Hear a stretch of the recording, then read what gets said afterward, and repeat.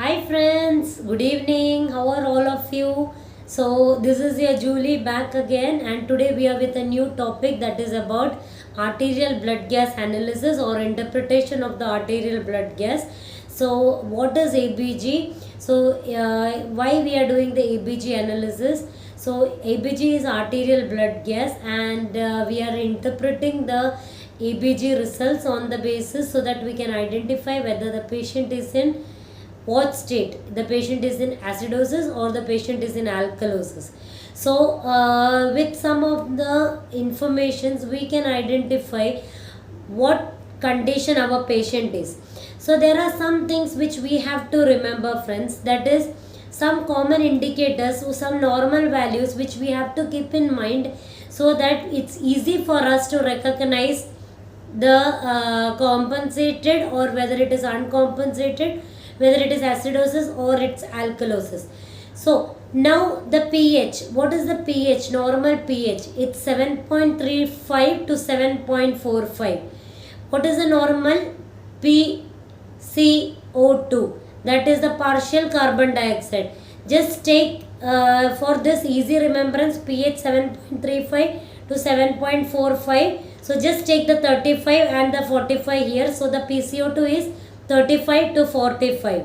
Normal pH is 7.35 to 7.45, while your normal PCO2 level is from 35 to 45, and your normal PO2 is from 80 to 100, and your bicarbonate level is 22 to 26 milliequivalents per liter.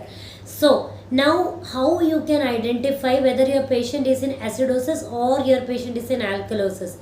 Now pH is an indicator which will determine whether the patient is in acidosis or alkalosis. To know things better, I have made a chart here in which you can clearly understand. If your pH is low, that is within less than the 7.35 to 7.45, it is called as acidosis. If your pH is more than 7.35 to 7.45, it's called as alkalosis. So I repeat, friends, if pH is less, it's acidosis, and if pH is more, it's alkalosis. So the question asked in the MOH examination was regarding the pH. The question was how you can identify whether it is whether the indicator is acidosis or alkalosis. So the answer is pH. Your options will be pH, bicarbonate, PO2 or PCO2. So the answer is pH. pH is an indicator. By seeing the pH itself, you can identify whether your patient is in alkalotic state or is in acidotic state. While if your bicarbonate is altered, it will represent the metabolic indicator. So now we learned two things, that is about the pH as well as the bicarbonate and the PCO2. So PCO2 will determine the respiratory status of the patient, and bicarbonate will determine the metabolic status of the patient. So now it's easy for us to identify when it is respiratory, when it is alkalosis, when it is acidotic, when it is alkalotic. Now in this chart you can see when it is called as acidosis and alkalosis. Now respiratory acidosis. In the respiratory acidosis, while in the respiratory alkalosis, what you have to remember is your bicarbonate remains normal. That is, it will always be between 22 to 26. What happens in the respiratory acidosis and as well as in respiratory alkalosis is your pH will show opposite action with your PCO2. If your pH is showing opposite action with your PCO2 and your bicarbonate remains the normal, it's called as respiratory acidosis. If your pH in respiratory alkalosis also, it's the same. If your pH and the PCO2 have opposite actions while your bicarbonate remains the normal, it's called as respiratory alkalosis. Now, how to differentiate between respiratory acidosis and respiratory alkalosis? In respiratory acidosis, your pH is less. Like as I told you, your acid is low. So in respiratory acidosis, your pH is less than 7.35 to 7.45, while your PCO2 is higher than 45 and your bicarbonate remains normal.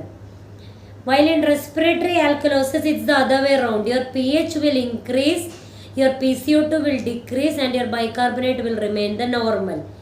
Now, what happens in metabolic acidosis and metabolic alkalosis? In metabolic acidosis, your pH is low while your bicarbonate is also low, but your PCO2 remains the normal. In metabolic acidosis, the pH will be low and your HCO3 is low while your PCO2 remains the normal. So what happens here is the pH as well as the bicarbonate will show the same action. In metabolic alkalosis, pH will increase, your PCO2 will remain the normal and your bicarbonate will increase. So in metabolic alkalosis, both your pH and bicarbonate will increase while your PCO2 will remain normal. So this was about our indicators. So now you understood regarding how to identify whether it's acidosis, alkalosis. Now what is compensatory and uncompensatory? If your pH will remain normal, that's called as compensatory mechanism. And if your pH is abnormal, so that is called as uncompensated mechanism. So if your pH will be altered, that's the time you know that you are having uncompensated. So now it's easy for you to identify how to determine the pH, how to determine whether it's acidosis, alkalosis. Now let's solve some questions related to how to interpret the ABG. So the question is in front of you. I want everyone to read with me so that you can understand the question and we will solve it together. George Kent is a 54-year-old widower with a history of chronic obstructive pulmonary disease and was rushed to the emergency department with increasing shortness of breath, pyrexia and a productive cough with green-yellow sputum. He had difficulty communicating because of his inability to complete a sentence. One of his sons, Jacob, says he has been unwell for 3 days. Upon examination, crackles and wheezes can be heard in the lower lobes. He has tachycardia and a bounding pulse. Measurement of the arterial blood gas shows pH of 7.3, PaCO2 is 68, bicarbonate is 28 and PaO2 is 60 mm of Hg. How would you interpret this? So friends, you can see what is the pH. pH is 7.3. So your pH is less than the normal. So it is partially compensated. We have an option called as partially compensated. What is our bicarbonate? Bicarbonate is 28, so it's here side, and our PaO2 is 60.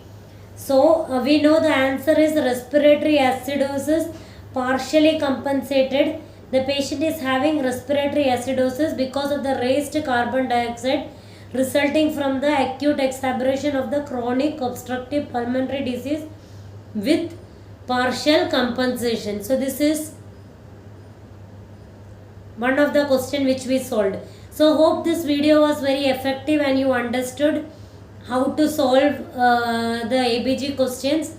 And remember friends, if you are attending any of the interviews, it's very important. So prepare such type of questions for your upcoming interviews. So keep watching the videos. Thank you.